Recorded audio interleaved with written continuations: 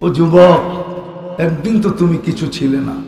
ও নারী, একদিন তো তুমিও কিছু ছিলে না। ও পুরুষ, একদিন তো তুমিও কিছু ছিলে না। প্রত্যেকটা ব্যক্তিকে যেন আল্লাহ ধনী দেয়। মা কুন্তা বিষয়, তুমি তো কিচ্ছুই ছিলে না। কুন্তা মা আম্মাহিনা, তুমি নিকৃষ্ট একটা পানির ফোঁটা ছিলা। ফামান জাআলাকা দামা, একটু ভাবো না, তোমাকে রক্ত কে বানাইল? ওমান জাআলাকা মুদগা, রক্ত পিণ্ডটাকে বানাইল। ওমান জাআলা ইযামা, কঙ্কালটাকে তৈরি করলো। ওমান কাসা আলাইহি লাহমা, নিখুঁতভাবে গোশত আর চামড়ার আবরণটাকে চড়াইল। আমা কুনতা সাগীরা, তুমি কি ছোট ছিলে না? ফামান কাব্বারা, তোমাকে বড় কে করলো? আমা কুনতা দাঈফা, তুমি কি দুর্বল ছিলে না? ফামান কাওয়াকা, সুঠামত্ব কে দিল? আজকে যুবকের কাছে যে সুঠামত্ব, এটা কে দিল? হ্যাঁ, আমার কাছে যে সুঠামত্ব, এটা কে দিল? নারীর কাছে যে সুঠামত্ব, এটা কে দিল? আল্লাহ বলে আমা কুনতা জাহিলা, তুমি কি মার পেটের থেকে অজ্ঞ আসো নাই? ফামান আল্লামা, তোমাকে শিক্ষা কে দিল? আমা কুনতা মিসকিনা, তুমি কি মার পেটের থেকে নিশ্চয় আসো নাই? তোমাকে স্বয়ং সম্পূর্ণ কে করল? বিদায় নিজেকে প্রশ্ন করি না, অস্তিত্ব তো আল্লাহ দিলেন। চিত্রটা আমি তুলে ধরলাম, এটা আল্লাহ করলেন। আমি আর বিনিময়ে কি করলাম? একটু ভাবেন। হতে পারে এই চিন্তা যদি কেউ সঠিকভাবে নির্জনে বসে করে না, তো তার ভিতর থেকে একটা অ্যান্সার আসতে পারে, জবাব আসতে পারে। হায়, তার তুলনায় তো তুমি আল্লাহর জন্য কিচ্ছুই করো নাই। একটা জবাব আসতে পারে, তার তুলনায় তো তুমি কিছুই করো নাই। কালকে তুমি আল্লাহকে মুখ দেখাবে, তো দেখাবে কি করে? কি করে মুখ দেখাবে? কেননা যেখান থেকে আসছি ওইখানেই তো চলে যেতে হবে। বাইপাস হওয়ার তো কোনো সুযোগ নাই। মৃত্যুর ব্যাপারে দুনিয়ার কোনো মতবাদের লোকের কোনো মতানৈক্য নাই। দুনিয়ায় যদি কোনো বিষয়ে দুনিয়ার সমস্ত মানুষ, সমস্ত মতবাদের মানুষ একমত হইতে পারে, হয়ে থাকে, তাহলে শুধু মৃত্যুর উপরে একমত। সবাই এটা বিশ্বাস করে মৃত্যু আছে। দুনিয়ার কেউ এটা বলতে পারবে না যে আল্লাহকে বিশ্বাস না করে গড ইজ নাথিং বলে, নাউজুবিল্লাহ। যে বলে আল্লাহ বলতে কিছু নাই, ও স্বীকার করে মউত আছে। তাহলে আমাদের তো চলে যেতে হবে। তো আমি আল্লাহকে এই মুখ দেখাবো, তো দেখাবো কি করে? কিছুই তো করতে পারলাম না। এই জন্য আমার কথা শুরু ছিল এটাই, যে আল্লাহ আমাকে কি দিল, আমি আল্লাহকে কতটুকু দিলাম। আর সত্য তো এটাই, এই উম্মত থেকে তো আল্লাহ বেশি চান না। অন্য উম্মতের কাছে যদিও নাকি বেশি চাইতেন, কিন্তু এই উম্মতের কাছে তো বেশি চান না। এই উম্মতের কাছে তো আল্লাহ অল্প চান। যদি বেশি চাইতেন তাহলে 2 পর্বে আমাদেরকে মাফ করতেন না। দুনিয়ায় রাখা অবস্থায় মাফ করতেছে, দুনিয়ায় রাখা অবস্থায়। যে দুনিয়ায় পা রাখছে, ও কি আল্লাহর অক্সিজেন নেয় না?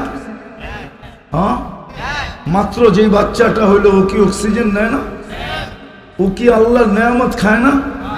হ্যাঁ, পক্ষীকে সুস্থ রাখার জন্য আল্লাহ ওর ভিতর থেকে কার্বন ডাই অক্সাইডকে ডেলি বাহির করেন না?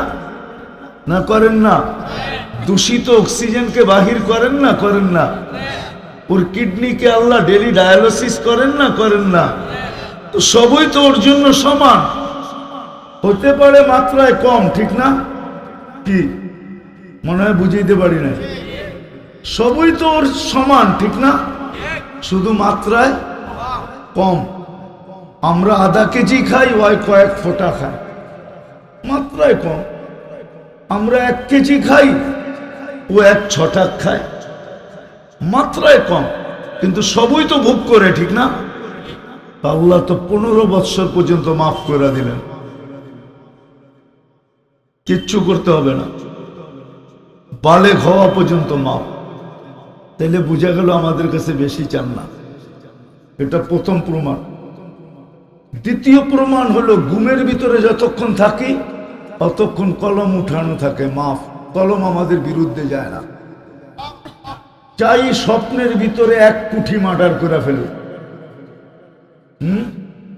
কি স্বপ্নে অনেক সময় করে না এরকম? হ্যাঁ, কি আছে তো, অনেক যুবক আছে কি কি জানি খেলে, মোবাইলে খেলতে খেলতে খেলতে খেলতে দেখা গেল স্বপ্নের মধ্যে খেলা শুরু করলো, ঠিক না? হ্যাঁ, কয়েক কোটি মেরা লাইলো, ঠিক না? এখন যদি লেখা হইতো তাহলে তো কয়েক কোটির হত্যা লেখা হইতো, ঠিক না? কি লেখা হবে নাকি? কলম উঠানো, মাফ। তাহলে বোঝা গেল বেশি চান না। এটা দ্বিতীয় প্রমাণ, বেশি চান না। তৃতীয় প্রমাণ দিতেছি, 1 করলে লাভ দিয়া 10 দিয়া দেন। আমরা করি কয়, আল্লাহ দেয় কত? আরে এটা তো নিচে, এই উম্মতরে 10 দিয়া পোষাইতে পারবে নাকি? এটা তো আল্লাহ রসুলও বলছে, 10 তো আল্লাহ বলছিল, কিন্তু নবীজি তো সাথে সাথে হাত উঠায় বলছে জিদলি উম্মতি, কি দিলেন 10? আমার উম্মত আর আপনার লগে আমার বন্ধুত্ব, আপনি আমার উম্মতকে দিলেন আল হাসানাতু বিআশারি আমসালিহা, 1-এর বদলায় 10। এটা হয়তো হয় কি করে? তো আল্লাহ ডাইরেক্ট 10 গুণ বাড়ায় বলতেছে বন্ধু 100, আবার আল্লাহর রসুল বলতেছে মাত্র 100। আল্লাহ বলে আবার 7 গুণ বাড়ায় বলতেছে 700, আবার বলতেছেন মাত্র 700, জিদলি উম্মতি, আটটু বাড়ায় দেন না। আল্লাহ বলে বন্ধু সংখ্যা বললে আপনি বাড়াইতেই বলবেন, যান হিসাব ছাড়া দিয়া দিলাম। হিসাব ছাড়া বোঝেন কি? হিসাব ছাড়া আমরা বুঝি না। হিসাব ছাড়া হইল পুরা পাত্র উঠায় আপনারা দিয়া দিলাম। সংখ্যার যে পাত্র আছে না, পাত্র, এটা পুরাটা আপনার উম্মতরে দিয়া দিলাম। লয়ে যান, কেন আপনার উম্মতের পরে তো উম্মত নাই, সংখ্যা রেখা কর্মটা কি? তাইলে তো আরেক দলের কথা সত্য হয়ে যাবে যে আমাদের বড় উম্মত আছে, আমাদের পরে তো উম্মত নাই। সর্বশেষ যে খায় ওরে কি করে? কি পরে পাতিল উঠে দিয়ে দেয়, ঠিক না? আর তো কেউ নাই, তুই পুরাটা খা, কাঁচায় কুচায় খা। আমাদের পরে তো কোনো উম্মত নাই, আছে নাকি? আলোচ্য বিষয় অন্যদিকে চলে যাবে। উম্মত তো নবী চিনল না, নিজেদেরকেই চিনল না, নবী কোত্থেকে চিনবে? আগে তো নিজেরে চিনতে হয়, তারপরে না নবী চিনা যায়। নবী তো চিনতে পারলো না। তো যাক, আল্লাহ আমাদেরকে পুরা সংখ্যার পাত্র উঠায় দিয়া দিয়েছেন, লয়ে যান বন্ধু, বেগায়ের হিসাব। আপনার পরে তো কোনো নবীও নাই, আপনার উম্মতের পরে উম্মতও নাই। সংখ্যা রাইখা আমি কার কি কাজে লাগাবো, কোথায় ফিট করব, কাকে দিব, পুরাটাই উঠায় লয়ে যান। এটার নাম বেগায়ের হিসাব। জানি না হুজুররা মনে হয় একমত হয় নাই। এটার নাম হলো বেগায়ের হিসাব। পুরো সংখ্যা আপনাকে দিয়া দিলাম। এটাও প্রমাণ করে আল্লাহ অল্প চায়, নইলে 1-এ 10 কেন দিবেন? কাউকে তো দেন নাই। বন্ধু তো কম, ভালোবাসা তো কম লোকের সাথে ছিল না। ইব্রাহিম তো খলিলুল্লাহ ছিলেন, মুসা আলাইহিস সালাম তো কালিমুল্লাহ ছিলেন, ঈসা আলাইহিস সালাম তো রুহুল্লাহ ছিলেন, আদম আলাইহিস সালাম তো সফিউল্লাহ ছিলেন, ইসমাইল তো খলিলুল্লাহ, জবিহুল্লাহ ছিলেন। 313 জন তো রসুল ছিলেন। ভালোবাসা তো কারোর সাথে কম ছিল না, কিন্তু 1-এ 10 তো কাউকে দেন নাই, 1-এ 1ই দিছে। বুঝা গেল আল্লাহ আমাদের থেকে বেশি চায় না। এই জন্য কথার শুরুটা ছিল আমাদের চিন্তা করা উচিত সুনামগঞ্জের মানুষ, কেননা ওনার কাছ থেকে আসছি, ওনার কাছে চলে যায়। কে কখন যাব তাও জানি না। বিদায় একটু চিন্তা করা উচিত। হতে পারে চিন্তা মানুষের ভিতরে বিকাশ ঘটায়।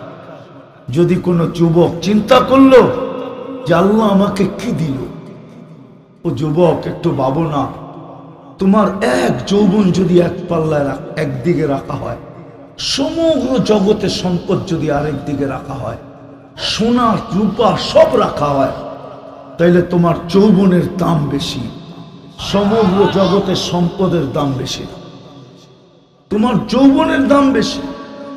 স্বীকার করো। তাহলে যে আল্লাহ তোমাকে সমগ্র জগতের সম্পদের চেয়ে দামি জিনিস যৌবন দিল, তুমি বলো ওই আল্লাহর জন্য তুমি কি দিলা? ওই আল্লাহকে কতটুকু দিলা? যদি আল্লাহকে কিছু দিতা, যদি তুমি আল্লাহকে কিছু দিতে, তাইলে তোমাদের চুলের স্টাইল প্রত্যেকের ভিন্ন ভিন্ন হতো না। তাইলে সুনামগঞ্জের যুবকরা নেট দেখা কোনোদিন চুল কাটতো না, স্ক্রিনশট দিত না, কোনোদিন নিয়া চুল কাটতো না। 50 টাকা চুল কাটায় 300 টাকা কোনোদিন খুশি খুশি দিয়ে আসতো না। কত স্ক্রিনশটের চুল কাটা কত এখানে? কত বলেন না? এই বাচ্চাই বলো, স্ক্রিনশটের চুল কাটা কত?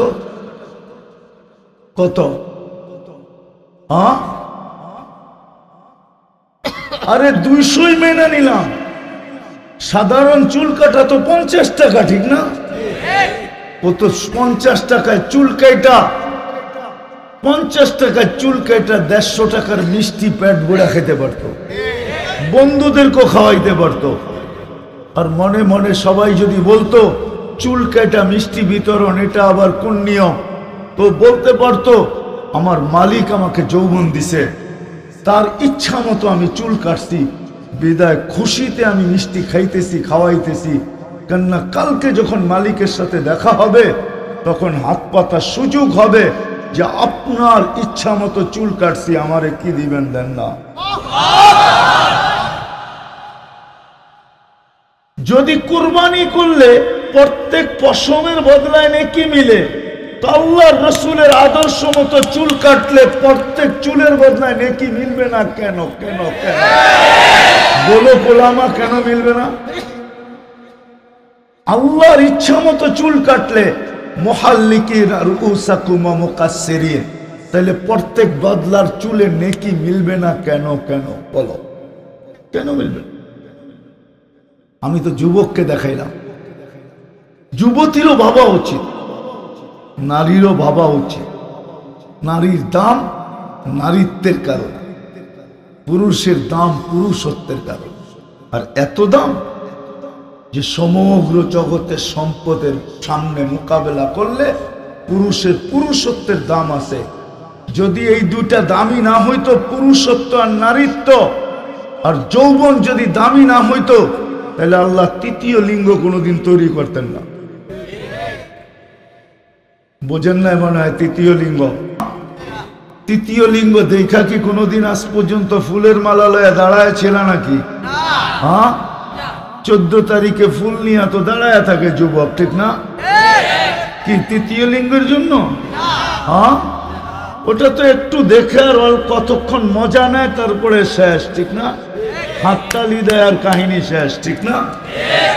আল্লাহ বুঝাইছে তৃতীয় লিঙ্গ দিয়া যে না এটা পুরুষ, না এটা মহিলা। দেখ পুরুষত্বের দাম কত, দেখ নারীত্বের দাম কত, দেখ যুবক যৌবনের দাম কত। চিন্তা করা উচিত আমাদের, নাইলে জীবন কিন্তু চলে যাবে। কে কখন চলে যাব জানি না।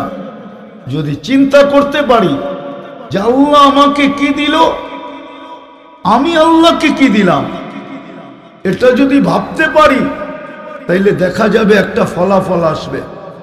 ভিতর থেকে হইতে পারে একটা চিৎকার আসতে পারে, চিৎকার যে হায় কিছুই তো দিতে পারলাম না, কালকে যে দেখা হবে আল্লাহর সাথে, তো এই চেহারাটা দেখাবো তো দেখাবো কিভাবে?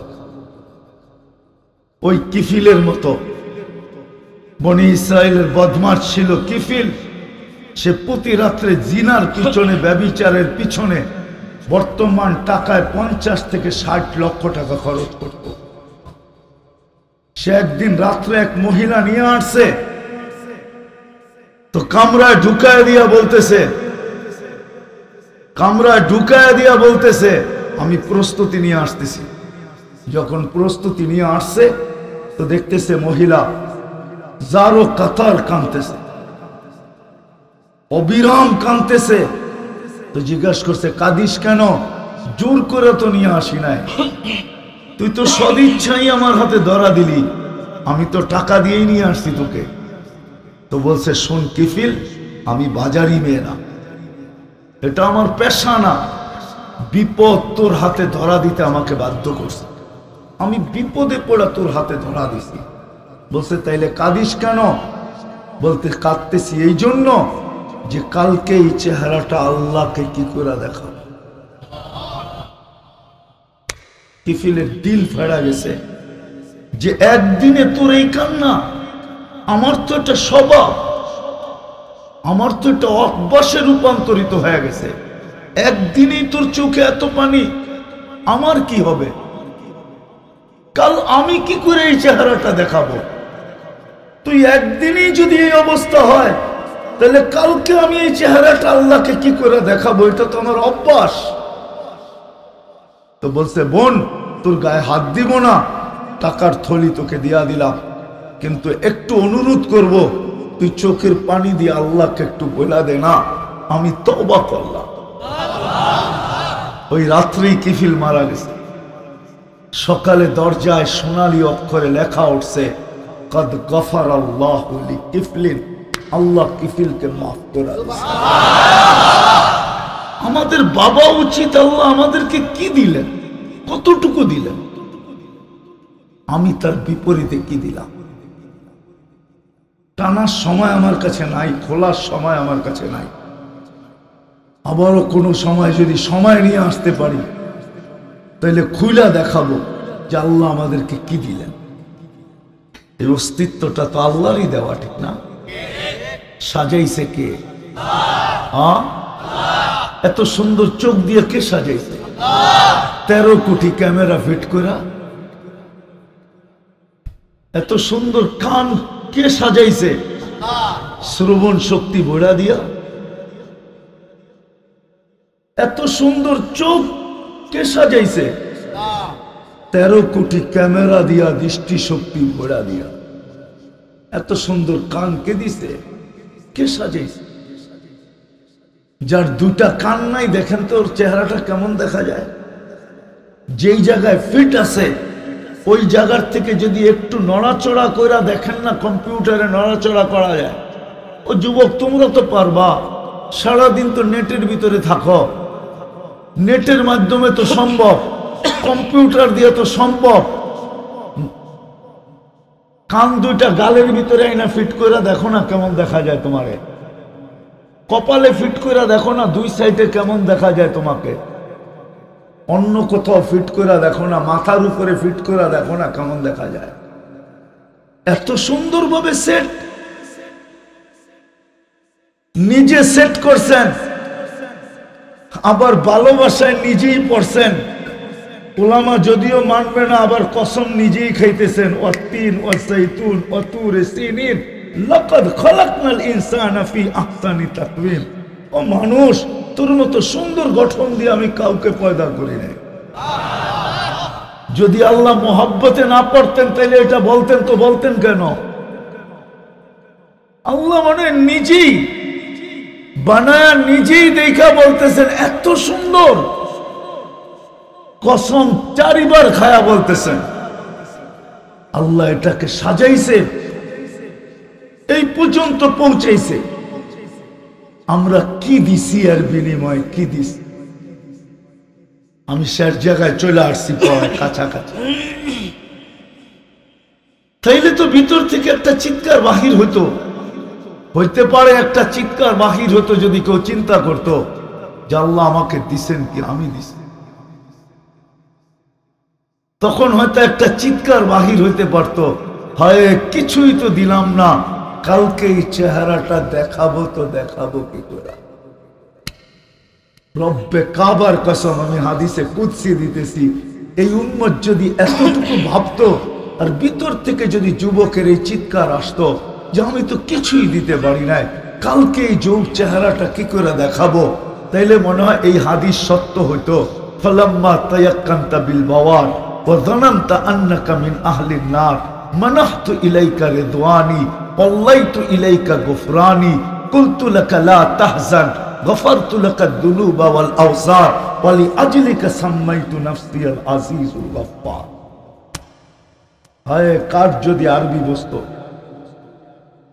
আল্লাহ বলে তোমার ভিতর থেকে যখন এরকম চিৎকার আসে যে হায় কালকে কি হবে, আল্লাহ বলে চিৎকার আসতে দেরি, আমি রেজার চাদর দিয়া তোকে ডাকতে দেরি করি না, মাগফিরাতে ডুবাইতে দেরি করি না, ছুটা এসে তোর পেটে কুদরতি হাত বুলাইতে দেরি করি না, আর আমি তোকে সান্ত্বনা দিতে দেরি করি না। দেখ না আমার সান্ত্বনার শব্দগুলা, লা তাহজান, চিন্তার কোনো কারণ নাই, গফারতু লাকা যুনুবা ওয়াল আওসার, তোর সমস্ত গুনাহ খাতা মাফ করে দিলাম, তোর জন্যই তো আমি আজিজুল গফফার।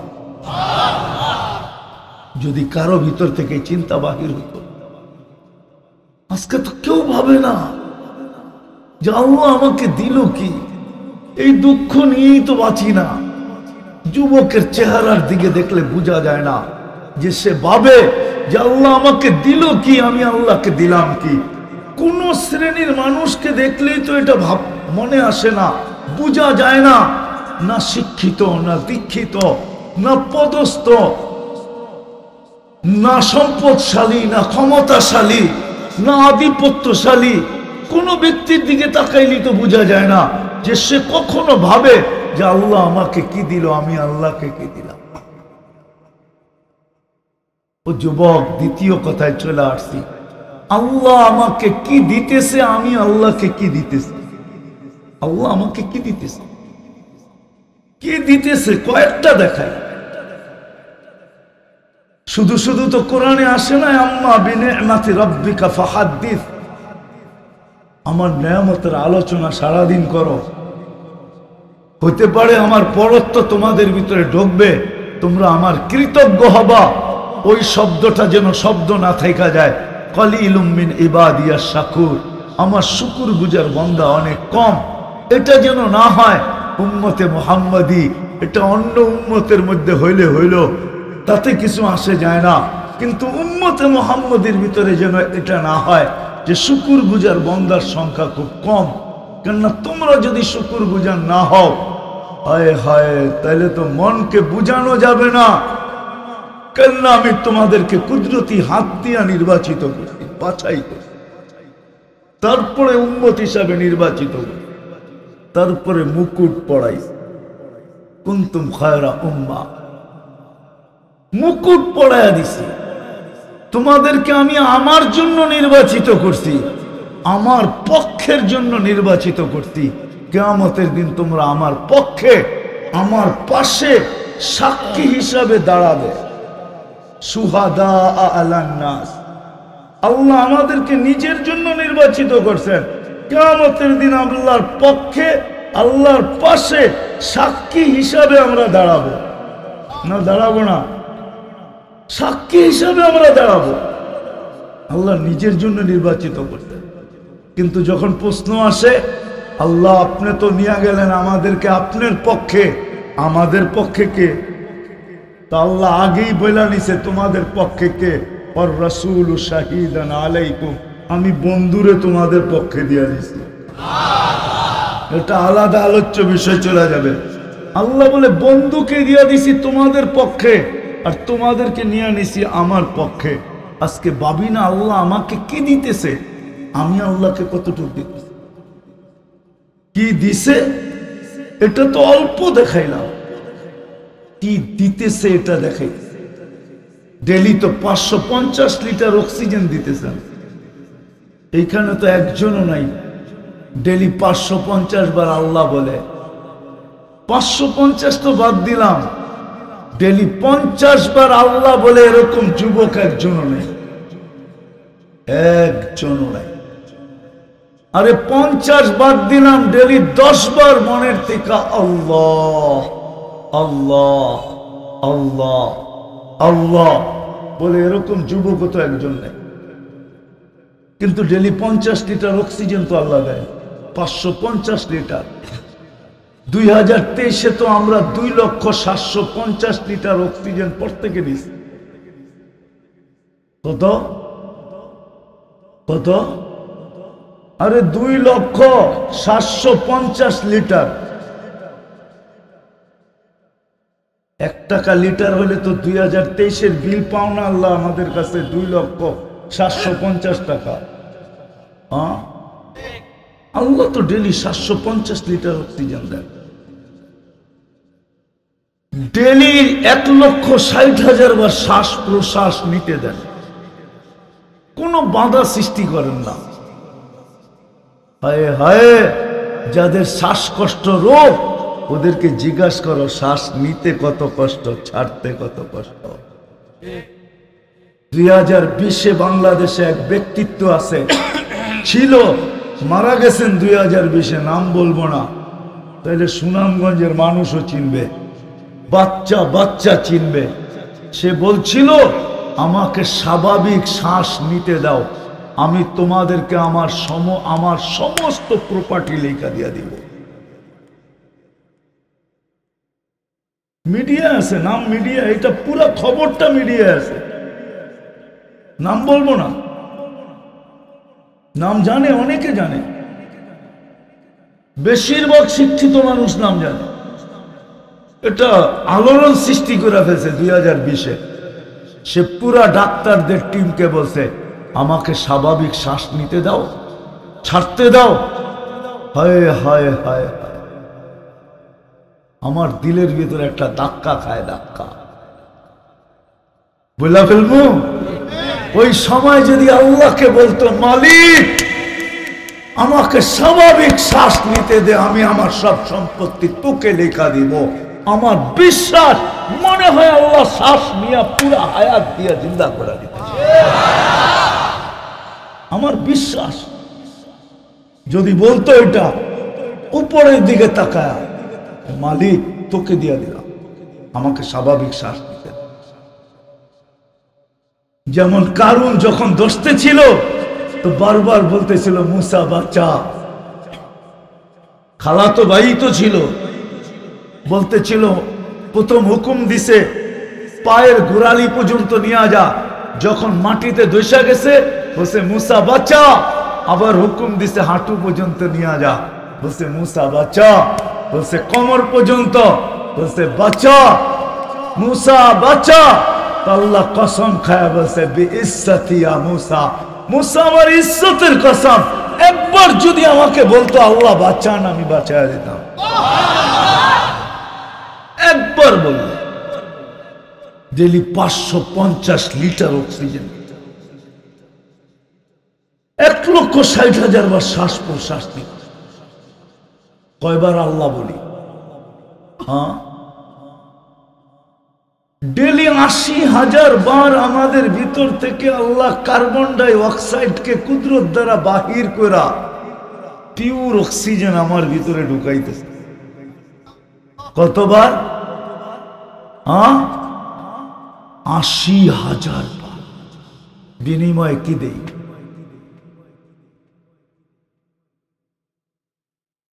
কি দেই? ভাবো না যুবক, একটু ভাবো না, তোমার যৌবন তো দামি। সবগুলা বাদ দিলাম, শেষ জায়গায় চলে আসছি। ডেলি আল্লাহ 5 বার ডাকে, কয়বার এই মজমা সাড়া দেয়? সব বাদ দিলাম, কি দিছেন কি দিতেছেন সব বাদ। ডেলি আল্লাহ 5 বার ডাকে, ডেলি আল্লাহ 5 বার ডাকে। এই মজমা কয়বার আল্লাহর ডাকে সাড়া দেয়? এই যুবকরা কয়বার সাড়া দেয়? কে ডাকে? কে ডাকে? ডেলি 5 বার কে ডাকে? আল্লাহ। আল্লাহর মতো সত্তা ডাকে। দেখি তো মাঝে মাঝে দুনিয়ার ডাক আসতে দেরি, সবকিছু ছাইরা দিয়া দৌড় দিতে দেরি করে না। মাঝে মাঝে উমরায় গেলে একটা জিনিস বড় বুকের ভিতরে ব্যথা লাগে। বাঙালিদেরকে যখন দেখি যে আজান হইতেছে ও নামাজ পড়ে না, জুমা পর্যন্ত পড়ে না, মক্কা মদিনা থেকে। হুজুরে পাইছে কিনা জানি না, আমি পাইছি, জুমাও পড়ে না, জুমা পড়ে না, খালি অপেক্ষা করে সালাম কোন সময় ফিরাবে আর ওর জিনিস নিয়ে রাস্তায় কখন দাঁড়ায় আশারা রিয়াল বলবে, খমসা রিয়াল বলবে, 5 রিয়াল, 10 রিয়াল, 7 রিয়াল বলবে। কখন সালাম ফিরাইতে দেরি। আমার মন বলে হেরেম তো বলে 1 লাখ আর ও বলে 33। হেরেম তো 1 লাখের কথা বলে, যে এক আমলে 1 লক্ষ সওয়াব। একদিন পড়বি 1 লক্ষ দিন। হেরেম তো 1 লক্ষ করে চিৎকার দেয়, আর ও খালি 33 করে চিৎকার দেয় যে বাংলাদেশে 1 টাকা নিলেই 33 টাকা, 100 নিলে 3300, 1000 নিলে 33,000, 1 লাখ নিতে পারি 33 লাখ হবে, 1 কোটি নিতে পারলে 33 কোটি। সুনামগঞ্জে আমার চেয়ে বড় বিল্ডিং কার হয়? তো মাঝে মাঝে দেখি যে দুনিয়াবি ফোন আসতে দেরি, ওই আল্লাহর ডাকের সারা পর্যন্ত ছেড়া দিয়া লম্বা লম্বা আজরো সওয়াব ছেড়া দিয়া ওইখান থেকে উঠা দৌড়াইতে থাকে। আমার ফোন আইছে, কি হয়েছে? ডেলি তো আল্লাহ ডাকে, কয়জন সাড়া দেয়? 2টা তো বাদেই দিলাম। কি দিলেন, কি দিতেছেন এটা বাদ রাখলাম। কিন্তু এখন আপনাদের কাছে প্রশ্ন, যে ডেলি তো আল্লাহ 5 বার ডাকে, কয়জন সাড়া দেয়? কি ডাকে না? কে ডাকে? ও যুবক, ও শিক্ষিত মানুষগুলা বাংলাদেশে এখন আর নিরক্ষর নাই, পায়ে হাত রেখা বলি, অক্ষর জ্ঞান তো আছে। 99 নামের অর্থ একবার দেখেন না, জীবনে একবার দেখেন, এখন পর্যন্ত তো কেউ দেখে নাই। এইখানে কেউ নাই হাত উঠাইতে পারবে না যে আমি 99 নামের অর্থ দেখছি। দাড়ি পাকাও বলতে পারবে না, কাঁচাও বলতে পারবে না, উলামায়ে কেরাম ছাড়া কেউ তো দেখে নেই। আজকে যে দেখেন 99 নামের অর্থ, তাইলে বুঝে আসবে আমাকে কে ডাকে। শুধু তো আব্দুল কাদের জিলানী রহমতুল্লাহ আলাইহি লেখেন না, আল্লাহ জাযায়ে খায়ের দেখ উনাকে, শুধু তো লেখেন নাই যে ওর চেয়ে বড় নিমক হারাম তো কেউ নাই, ওর চেয়ে অকৃতজ্ঞ তো কেউ নাই, ওর চেয়ে কপাল পোড়া তো কেউ নাই, ওর চেয়ে বড় হতবাগা তো কেউ নাই, ওর চেয়ে বড় নিকৃষ্ট তো কেউ নাই। প্রমাণ নিয়ে আসছেন উনি যে শুকর পর্যন্ত সকালবেলা উঠা বলে আল্লাহ প্রথম দৃষ্টিটা যেন বেনমাজির উপরে না পড়ে, কেননা ও আমার কাছে আমার চেয়েও নিকৃষ্ট। আমি বলবো এটা যদি লেখা থাকে তাহলে সত্য লেখছে, কেননা আল্লাহর মতো সত্তা ডাকে, 99 পদের মালিক ডাকে।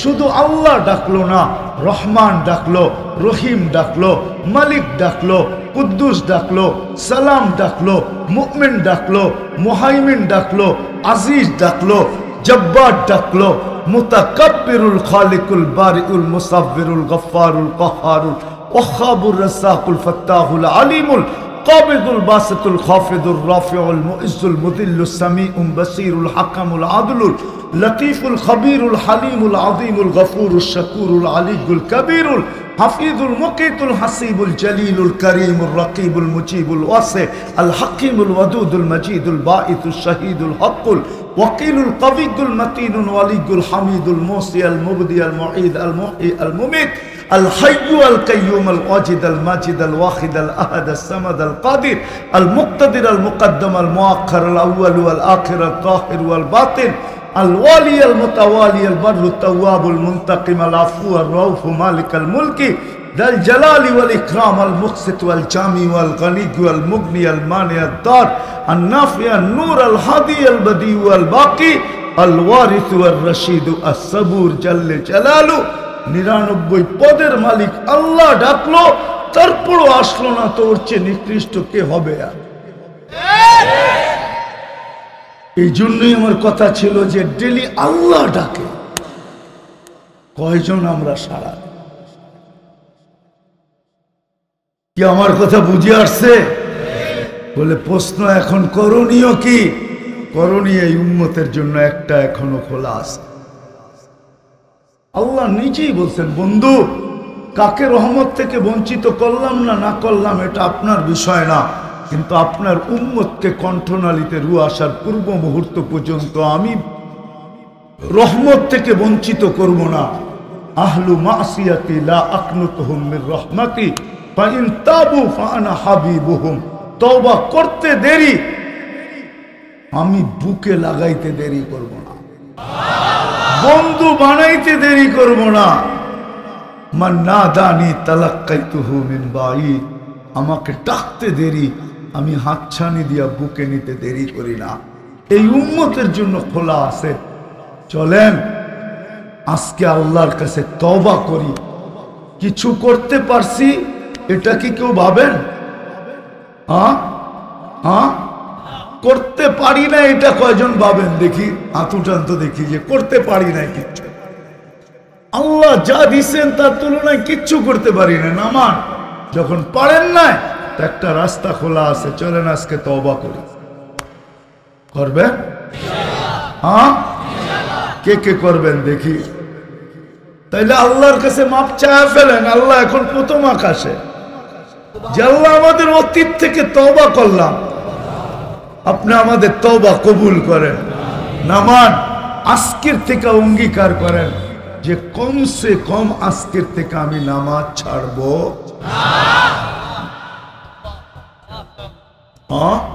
নামান। আর দুটা কাজ করতে পারবেন?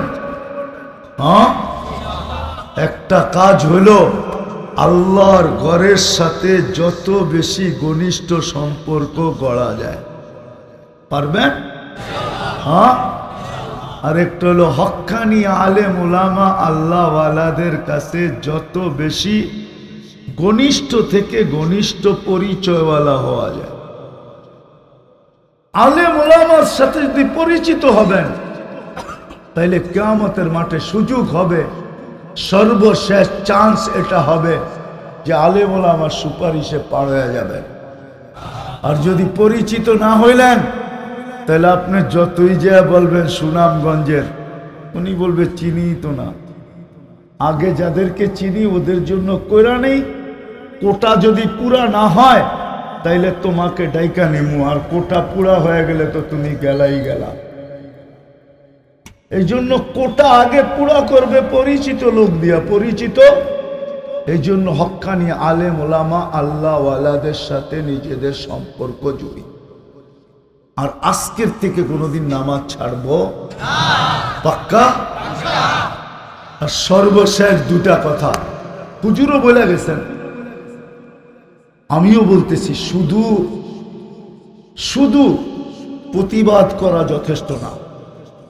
ইসরায়েলের বিরুদ্ধে প্রতিবাদ করা, ফিলিস্তিনের পক্ষে প্রতিবাদ করা, আওয়াজ উঠানো, এতটুক যথেষ্ট না। এর সাথে সাথে আরো দুটা কাজ আমাদের করতে হবে। একটা করতে হবে প্রত্যেক, আমি বিশেষ করে তোলাবা ওলামাদেরকে বলবো, যারা 5 ওয়াক্তের নামাজি, আমরা ডেলি ওদের জন্য 2 রাকাত সালাতুল হাজাত পড়েন। ওয়াস্তাইনু বিসসবরি ওয়াসসালাহ। তাইলে বোঝা গেল আপনি ওদের কাঁধে কাঁধ লাগাইলেন। পড়বেন? কে কে পড়বেন দেখি? নামান উচিত ছিল প্রথম দিন থেকে পড়া। আজকালকে ফজরের সময় 90 দিন পুরা হবে। কালকে ফজরের সময় টানা 90 দিন যুদ্ধের হয়ে গেছে। 5 তারিখ ফজরের সময় ওরা হামলা করছে, বিকালেই ওরা যুদ্ধ শুরু হয়ে গেছে। কালকে ফজরের সময় 90 দিন পুরা হবে। উচিত ছিল প্রথম দিন থেকে আমাদের পড়া। দ্বিতীয়, আমাদের আরেকটা উচিত ছিল আমাদের ডেলি ওদের জন্য 2 টাকা সদকা করা। আর সদকা তো তারুদ্দুল বালা, মুসলিম জগতের উপরে সবচেয়ে বড় বিপদ। আল্লাহ না করুক ফিলিস্তিন যদি হারা গেল, তারপরে মুসলিম জগৎ বুঝবে যে ওই কথা সত্য। উকিল তুইয়াউমা উকিলা তাউরুল আবিয়া, সাদাটাকে যেদিন খাওয়া হয়ে যাবে ওই দিন আমরাও খাওয়া হয়ে যাব। শুধু সাদাটাকে খাইতে চাইতেছে। সবচেয়ে বড় বিপদ মুসলিম জগতের জন্য। কালকে ওরা ভাঙবে বাইতুল মুকাদ্দাস, পরশু দিন থেকে ওরা দাজ্জালের জন্য মন্দির বানানো শুরু করবে, যেটা সম্পূর্ণ নকশা নেটে চলে আসছে। আপনি নেটে যা দেখতে পারেন কি স্টাইলে বানাবে, কোনটা কোন জিনিস দিয়ে বানাবে, কতটুকু কি ব্যবহার করবে, ইন টোটাল নেটে সব ছেড়া দিছে ওরা। 15 বছর আগে আমি আমার চোখে ফিলিস্তিন দেখার সাইনবোর্ড আমি 15 বছর আগে দেখছি। ওরা এখনো টানায় রাখছে ইস্তাকবিলু রাসূল আল আমান। সারা দুনিয়াকে বলতেছে নিরাপত্তার দূতকে স্বাগত জানাও। আমরা বলি দাজ্জাল, ওরা বলে নিরাপত্তার দূত। এই জন্য উচিত আমাদের ডেলি 2 টাকা এই নিয়তে সদকা করা যে আল্লাহ সদকার ভিতরে নাকি পাওয়ার আছে। আমি সদকা দিতেছি যেন এই সদকার উসিলায় আপনি ফিলিস্তিনদেরকে বিজয় নসিব করেন, আপনার ঘরকে আপনি হেফাজত করেন। দিবেন? হ্যাঁ, কে কে দিবেন দেখি? নামান। যদি এই যাত্রাটা সৎকার নামে, ফিলিস্তিনের সৎকার নামে এই যাত্রাটা যদি আজকে এই দারুল হাদিস আম্মা জান আয়েশা সিদ্দিকা রাদিয়াল্লাহু তাআলা আনহা মহিলা মাদ্রাসার আয়োজন থেকে শুরু হয়, তাইলে কি অসুবিধা আছে? বরং যাত্রা যত ভালো জায়গার থেকে হয়, ফলাফলও এটার এত ভালো দাঁড়ায়। তাইলে আমরা কি এইখান থেকে যাত্রা করতে রাজি? হ্যাঁ, এটা ফিলিস্তিনে যাবে না, আর আমিও নিয়ে যাব না। এটা এই আয়েশা সিদ্দিকা মাদ্রাসা যেইখানে কাজে লাগানো যায় ওইখানে কাজে লাগায় দিবে। বিদায় আপনারা কি ফিলিস্তিনের নামে আজকে কমসে কম একটা হিসাব ধরেন আপনি যে আমি 1 মাসেরটা দিব তো 60 টাকা হয়। এর আগে যদি আপনার আল্লাহ স্বাধীনতা দিয়া দেয়, আপনার টাকা কোনো বিফলে যাবে না, সওয়াব তো পাবেনই পাবেন। বিদায় আজকে আমরা ফিলিস্তিনের জন্য মন খুলা দান করব। কি রাজি? কে কে রাজি দেখি? তাইলে কি ছেলেদেরকে পাঠাবো না চলে যাবেন আপনারা? হ্যাঁ, চলে যাবেন? ও দোয়া ছাড়া কিন্তু যাব না। তাইলে ছেলেদেরকে পাঠান। ছেলেরা কোথায়? না, যাদেরকে ঠিক করছে চতুর্দিক থেকে রুমাল নিয়ে বাইরো, চতুর্দিক থেকে।